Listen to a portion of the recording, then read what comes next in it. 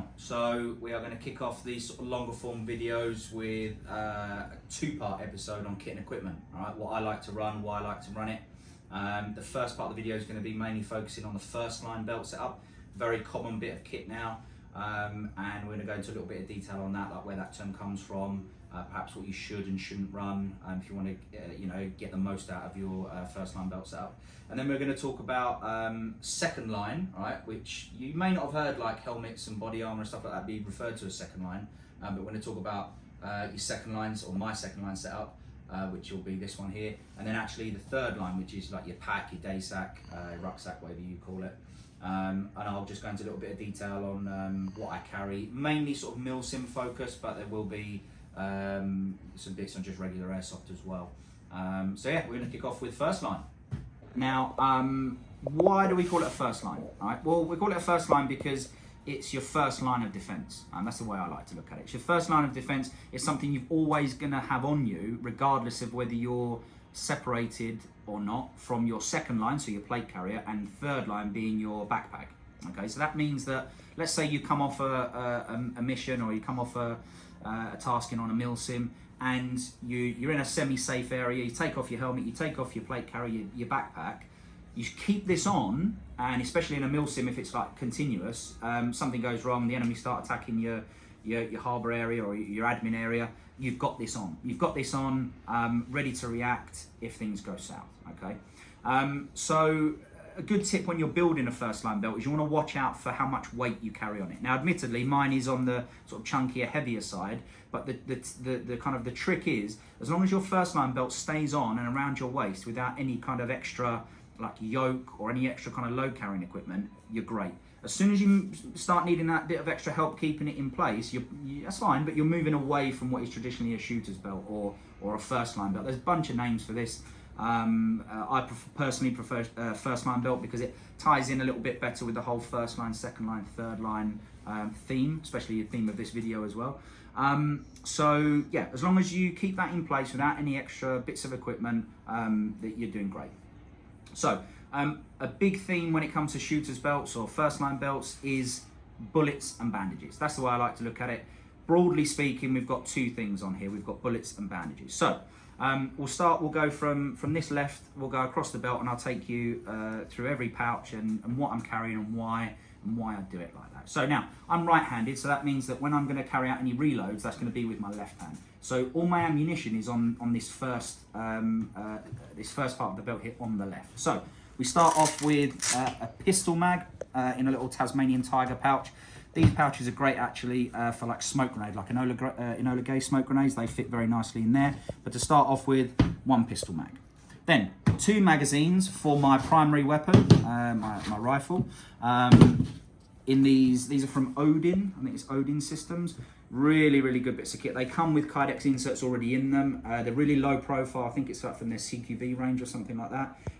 Lovely bits of kit. They do come with some elastic, but I've got rid of those. So, to start off, we've got these bullets here. I do have a grenade pin here because sometimes, especially if we're on like a night mission or a night tasking or whatever, I might have some Silum, some chem lights dangling down there. All again on my left side. That even though I'm carrying my weapon, I'm still going to be able to access stuff with the left. So that's bullets to begin with.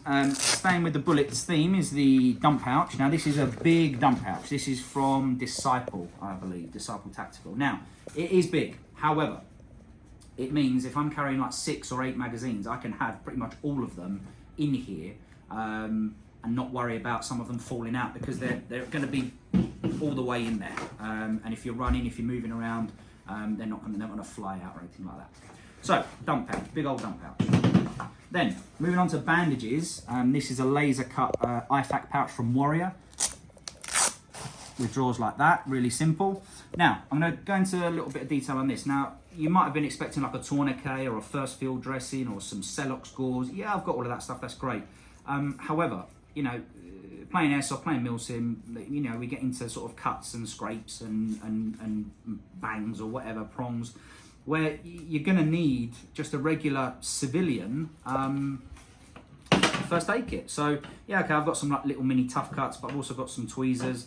And I'm not going to take it out because it's a bit of a noise to get it back in. However, in here I've got things like bandages, plasters, There's some gauze. There's also it's just a civvy first aid kit, because you know those are the sorts of injuries typically we're going to come into contact with.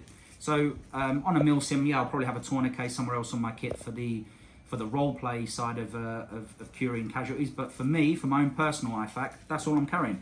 Just a quick note on IFAKs, you know, make sure within your team that your teammates know where your IFAK is. You know where their IFAK is, and especially if you have any kind of like medication or anything like that that's specific to you, make sure you carry it in there as well.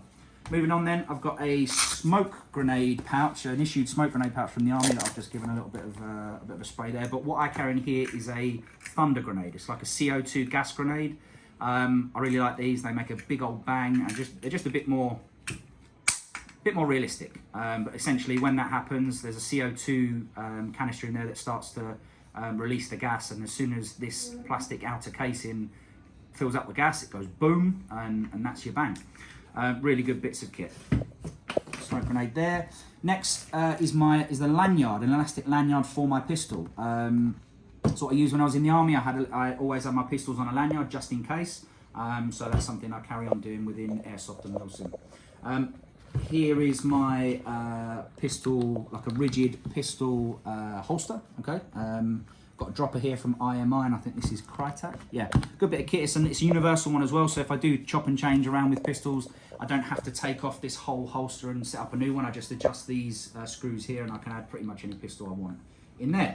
I like that. I'm a bit funny when it comes to where the pistol sits. I don't like it either too high or too low. These IMI droppers are really good because I've actually got 3 different levels there that I can make the most of. So currently it's in the top one there. And then lastly, just some gloves, some Mechanics Impact gloves that I admittedly have seen some better days. But I've got this little retention strap here from Mastodon that just keeps those nicely secured on the belt if I don't want to have them on, especially with using phones and GPSs and stuff like that. Sometimes that can be a bit tricky with gloves on. So guys, that is my first line belt. Bullets and bandages predominantly, maybe bullets, bandages and bangs if we want to add another B on the end there. But yeah, just a fairly simple setup, okay? But as I said at the beginning of the video, this has gone through lots of testing and adjusting, and make sure that they're scalable for different missions, for different taskings, so that you can just make a few adjustments prior to a game or an event and get the most out of your kit. But that's about it for this video, guys. Let me know in the comments what you think about this setup, if you think there's any way that I could improve it, if you've got any suggestions. Otherwise, just like, follow, all that jazz, and we'll see you for part 2.